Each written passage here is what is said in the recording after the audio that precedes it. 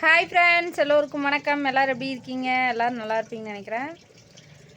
வாழ்க்கையே வெறுத்து போயிடுச்சுங்க ஃப்ரெண்ட்ஸ். எனக்கு ஏதாவது ஒரு பிரச்சனை மேலே பிரச்சனை பிரச்சனை தொந்தரவு இதே தான். கொஞ்சம் ஒரு நாளைக்கு நிம்மதியாக இருக்கவே முடியாது போல இருக்குது. பிரச்சனைனா குழந்தை குட்டிங்களை பார்த்துட்டு இருக்கிறது ஒரு தனி சந்தோஷம், குடும்பத்தோடு இருக்கிறது அது தனி சந்தோஷம். பெரியம்மா வேறு அங்கே தனியாக இருக்கிறாங்களேன்னு அது எனக்கு நைட்டு தூக்கமே வரதில்லைங்க. அவங்க சொல்கிறாங்க தைரியமாக, தூங்கிட்டு சாமி ஒன்றும் பிரச்சனை இல்லை. அவங்க என்ன சொல்கிறாங்கன்னா, குழந்த மாதிரி சொல்கிற அப்படி என்னங்கிற அப்படி பெரியப்பா எந்த தொந்தரவும் எனக்கு கொடுக்கல சாமி, அவர் அமைதியாக இருந்துட்டாரு, நான் நல்லா தூங்கிட்டேன் அப்படிங்கிற அப்படி. எனக்கு அப்படியே அது ஃபோனில் சொல்ல சொல்ல எனக்கு அழுகியே வந்துருச்சு. சே இப்படி சொல்லிகிட்டு இருக்குதே அப்படின்னு அழுகியே வந்துருச்சு. ஆனால் அதை மாதிரி விட்டுட்டு ஒருத்தர் கூட இருக்க முடியலையே இந்த சூழ்நிலையில் கூட அப்படிங்கிற மாதிரி எனக்கு. ஏன்னா லீவ்லலாம் போய் மாதக்கணக்கில் கிடப்பேன் நான். இப்போன்னு பார்த்து எங்கள் அம்மாவுக்கு அங்கே வேலையை மாற்றி விட்டு இந்நேரம் இந்த டீச்சர் வேலைக்கே போயிட்டு இருந்திருந்தால் நான் கண்டிப்பாக அங்கே தான் இருந்திருப்பேன். இப்போன்னு பார்த்து அந்த வேலையை மாற்றி விட்டு அங்கே போயிட்டுருக்குறாங்க. ஆடு மாடு ஒரு பக்கம், இப்போன்னு பார்த்து எக்ஸாம் வேறு நடந்துட்டுருக்குது. என்னால் போய் இருக்கவே முடியலைங்க. அது ஒரு வெறி எனக்கு. இப்போ கூட நான் போய் இருக்க முடியலன்னு என்ன அப்படிங்கிற மாதிரி ஒரு கோவம். அடப்பு இல்லாமல் இருந்து எங்கேயாவது கூட்டிகிட்டு வந்துருக்கலாம், அதுவும் இல்லாமல் போச்சு அப்படின்னு அது ஒரு வயிற்றுச்சல் எனக்கு.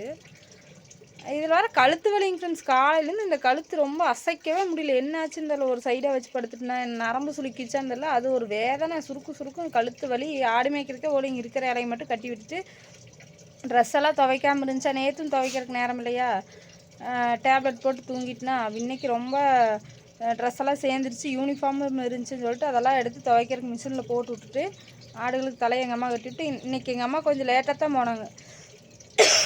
எனக்கு பாத்திரமெல்லாம் எல்லாம் விளக்கி வச்சுட்டு பாத்திரமெல்லாம் கழுவி வச்சுட்டு எல்லாம் கூட்டி விட்டுட்டு தான் எங்கள் அம்மா இன்றைக்கி லேட்டாக தான் போனாங்க கொஞ்சம். அப்புறம் குழந்தைங்களையும் ஸ்கூலுக்கு அனுப்பினேன். இன்றைக்கி வந்து தக்காளி சாப்பாடு, தக்காளி வதக்கி கிளறுமில்ல அந்த சாப்பாடு தான் செஞ்சுட்டு அவங்கள ஸ்கூலுக்கு அனுப்பிவிட்டு இப்போ துணி போட்டிருக்கிற. ஆடு மேய்க்கலாம் கொஞ்சம் நேரம் நினச்சேன் இன்றைக்காவது. ஏன்னா கத்திக்கிட்டே இருக்குதுங்க, கட்டி வச்சு எவ்வளோ நேரம் தான் அது தீனு கொஞ்சம் கொஞ்சமாக போடுறது பத்துமா. சரி கத்திக்கிட்டே இருக்குது, அவுத்துலான்னு பார்த்தா கழுத்து வலி ரொம்ப பயங்கரமாக வலிக்குதுங்க. அதனால் இப்போ தான் அயோடெக்ஸ் போட்டேன், போய் ரெஸ்ட் எடுக்கலான்ட்டு. அதுக்கப்புறம் உங்கள்கிட்ட ஒரு முக்கியமான ஒரு டவுட்டுங்க ஃப்ரெண்ட்ஸ். கோபி ஜிஹெச் இருக்காங்கல்ல, கோபி ஜிஹெச் பக்கத்தில் ஒரு ஏடு ஜோசியர் இருக்கிறாராம்மா. வசிஷ்டர் ஏடு ஜோசியர் அப்படின்னு சொல்லி சொன்னாங்க. வசிஷ்டர் அப்படின்னு சொல்லி சொன்னாங்க நேமு. நான் இதுவரை கேள்விப்பட்டதும் இல்லை, போய் பார்த்ததும் இல்லை. ஏன்னா கோபி சைடு நம்ம அதிகமாக போகிற மெயின் ரோட்டில் போயிட்டு வர உள்ளே இருக்கிற அதெல்லாம் நம்மளுக்கு தெரியாது. எனக்கு வேண்டப்பட்டவங்க ஒருத்தவங்க சொன்னாங்க. அவங்க வந்து கரெக்டாக சொல்கிறாங்க, இந்த தொழில் அமையும் இப்படி இருக்கும் அப்படிங்கிறது எல்லாம் கரெக்டாக சொல்கிறாங்க அப்படின்னு. வசிஷ்டருங்களாமா நேமு, ஏடு ஜோசியராமா. அந்த ஜிஹெச் லைனில் தான் சொன்னாங்க. அங்கே தான் பக்கத்தில் ரொம்ப நாளைக்கு முன்னாடி நாங்கள் பார்த்தது. ரொம்ப வருஷம் ஆயிடுச்சு, அது வந்து இப்போ ஞாபகம் இல்லை. நீங்கள் விசாரிச்சு பாருங்க, கண்டிப்பாக தெரியும்னு சொல்லி சொன்னாங்க. நீங்கள் யாராவது நம்ம வீடியோ பார்க்குறவங்க அந்த கோபி ஜிஹெச்சுக்கு பக்கத்தில் எங்கேயாவது இருந்தீங்கன்னா, இல்லை அப்படி கேள்விப்பட்டிருந்தீங்கன்னா வசிஷ்டர் ஏடு ஜோசியர் அப்படின்னு யாராவது கேள்விப்பட்டிருந்தீங்கன்னாவோ போய் பார்த்துருந்தீங்கன்னாவோ தயவு செஞ்சு கமெண்டில் சொல்லுங்கள். நான் போய் பார்க்கலான்ட்டு இருக்கிறேன். எப்போவுமே ஒரு வருஷத்துக்கு ஒரு டைமாவது போய் பார்த்துருவேன். அது என்னென்னு தெரியல, பார்த்தா கொஞ்சம் ஒரு திருப்தியாக இருக்கும். ஜாதகம் பார்க்குறதுலாம் கொஞ்சம் நம்பிக்கை. அதனால் யாராவது பார்த்துருந்தீங்கன்னா அந்த ஏரியாவில் தெரிஞ்சவங்க யாராவது உங்களுக்கு சொல்லியிருந்தாங்கன்னா கூட சொல்லுங்கள். இல்லை ரிலேட்டிவ்ஸ் யாராவது அங்கே இருந்தாங்கன்னா கூட விசாரித்து தயவு செஞ்சு எனக்காக கமெண்ட் பண்ணுங்கள். நானே போய் பார்க்கலாம், கோபி தான் போய் விசாரிக்கலாம். போகிறக்கே டைம் இல்லைங்க ஃப்ரெண்ட்ஸ். இவங்க அப்பாவுக்கு நீ தொடர்ந்து வேலை இருக்கா, அதனால் கொஞ்சம் கடனும் இருக்கிறதுனால வேலைக்கு போய் தான் தீரணும். போயிட்டுருக்குற அப்படி. ஏன்னா அந்த சீசனில் தானே போகணும். போயிட்டுருக்குற அப்படி.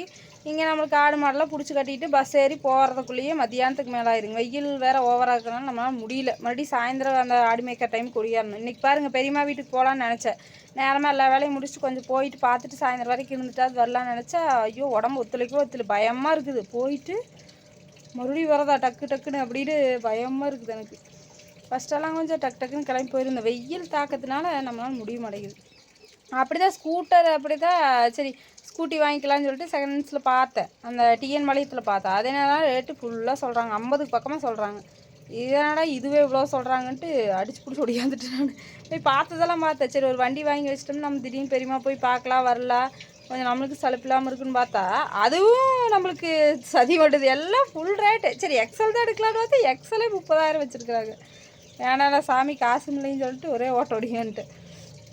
அதனால் எது பார்த்தாலும் எப்படி பார்த்தாலும் நம்மளுக்கு திருப்பி அடிக்குதுங்க ஃப்ரெண்ட்ஸ். என்னாலே முடியல. எப்படி சொல்கிறது, எங்கேயாவது யாரும் என்னை தேட வேடாமல் எழுதி வச்சுட்டு ஓடிடலாம் போகிறது. அந்த ஒரு நிலைமையில் இருக்கிற மாதிரி இருக்குது. என்னை விட நிறைய பேர் கஷ்டப்படுறவங்க, வேதனைப்படுறவங்க, துக்கம், அதாவது ரொம்ப வாழ்க்கையவே கடத்த முடியாதவங்களாம் இருக்கிறாங்க. கணவரால் பாதிக்கப்பட்டவங்க இன்னும் நிறைய பேர் இருக்கிறாங்க. நான் இல்லைன்னெல்லாம் சொல்லவே மாட்டேன். ஆனால் என்ற உடம்பு தாங்க மாட்டேங்குது. இவ்வளோதான், எவ்வளோ அடி தான் தாங்க அப்படிங்கிற மாதிரி எனக்கு இதுவே பெரிய மலையாக தான் இருக்குதுங்க. என்னால் வந்து இந்த வயசுலேயே வந்து எல்லாம் பார்க்குறது வந்து எனக்கு ரொம்ப ரொம்ப எப்படி சொல்கிறது, எங்கள் வீட்டுக்காரரெல்லாம் ஹெல்ப் இல்லைன்னா கண்டிப்பாக ஒன்றுமே பண்ண முடியாது.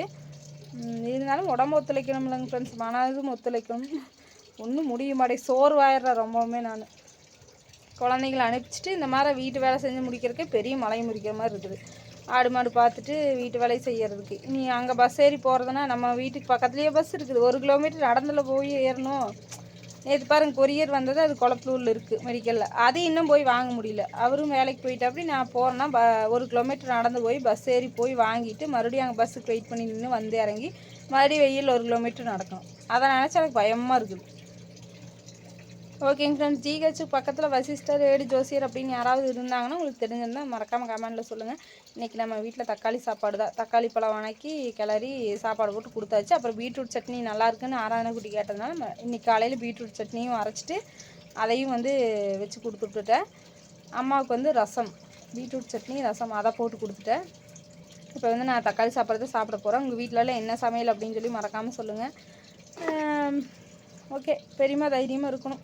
கடவுள் நான் வேண்டிக்கிறேன். நீங்களும் எப்போவுமே அவங்களுக்கு கடவுள் துணையாக இருக்கிறேன்னு வேண்டிக்கோங்க தயவு செஞ்சு. எனக்கு அது என்னமோ தெரியல, எப்போவுமே நான் அப்படி தான் ஒரு சின்ன விஷயத்துக்கே வந்து மனசை போட்டு குழப்பிட்டு யோசிச்சுட்டு அந்த மாதிரி ஒரு கேரக்டர் நானும்.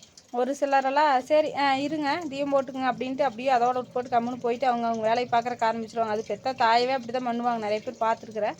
நம்மளுக்கு வந்து அந்த மாதிரிலாம் கிடையாதுங்க. அது ஒரு விஷயம்னா அதை பர்ஃபெக்டாக பண்ணணும். அவங்களுக்கு ஒன்று நல்ல ஒரு போய் துணையாக இருக்கணும் அப்படிங்கிற மாதிரி அந்த ஒரு தனியாக விட்டுட்டு வந்துட்டுமேங்கிற அந்த ஒரு சிந்தனையிலேயே இருப்பேன் நான். அது என்னுடைய கேரக்டர் அப்படி. அதனால் அது ஒரு புலம்பலாகவே இருக்குது. என்னன்னு தெரியல, புலம்பல் கேஸ் ஆகிட்டு நானே. ஓகே, கடவுள் தான் உங்களுக்கு தைரியத்தை கொடுக்கணும். கண்டிப்பாக நான் சனி நேரம் ஓடிடுவேங்க.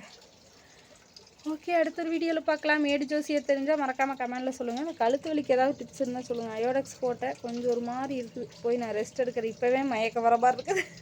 இன்னும் சாப்பிட்டு டேப்லெட் இன்றைக்கும் போடணும். ஓகே, அந்த டேப்லெட்டெல்லாம் ஏன்னு கூட கேட்க மாட்டேங்குதுன்னு சளிக்கு. அதுதான் என்னன்னு தெரில.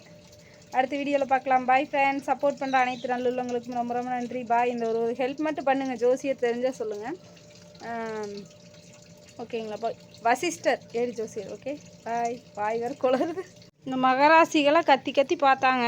இவள் வேலைக்கே ஆக மாட்டாளாட்டுக்குது. இப்படியே 2 வாழை கட்டி விட்டு களை தொட்டிடுவா, நம்மளை ஒரு வழி பண்ணிடுவான்னு நினச்சிட்டு அப்படியே சைலண்ட்டாக படுத்துட்டாங்க. இவ்வளோ நேரமாக காய்ச்சி மூச்சுன்னு கத்திட்டு இந்த அம்மனியெல்லாம் வந்து பார்த்திங்கன்னா ஒரே கத்தல் தான் வந்து நின்றுட்டு வீட்டுக்கிட்ட வந்து அந்த கேட்டுக்கிட்ட நின்றுட்டு ஒரே கத்தலை என்னை கூப்பிட்டு மேய்க்கிற கூட்டிகிட்டு போகிறதாம்மா. அப்படி இன்றைக்கி பாருங்கள் வெயில் இப்போவே பயங்கரமாக வெயில் சுள்ளுன்னு அடிக்குதுங்க ஃப்ரெண்ட்ஸ். நேற்று கூட பரவாயில்ல 8:30க்கெல்லாம். இன்றைக்கி பாருங்கள் 8:30 தான் ஆகுதுங்க இப்போது. ஆனால் 10 மணி வெயில் மாதிரி சுள்ளுன்னு அடிக்குதுங்க. இன்றைக்கெல்லாம் போய் நின்றுனா சுருண்டு விழுந்துருவேன்னு நினைக்கிறேன் நான். அதனால் இன்றைக்கெல்லாம் அது ஆடு வைக்கிறதுக்கு ஒவ்வொரு சாமி இருக்கிறலை கட்டிவிட்டு தண்ணி வச்சுட்டு மாடு வேணால் கட்டியிருக்குதுங்க, போய் பிடிச்சிட்டு வந்துட்டு மசால் பில்லு அதுக்கு போடணும்.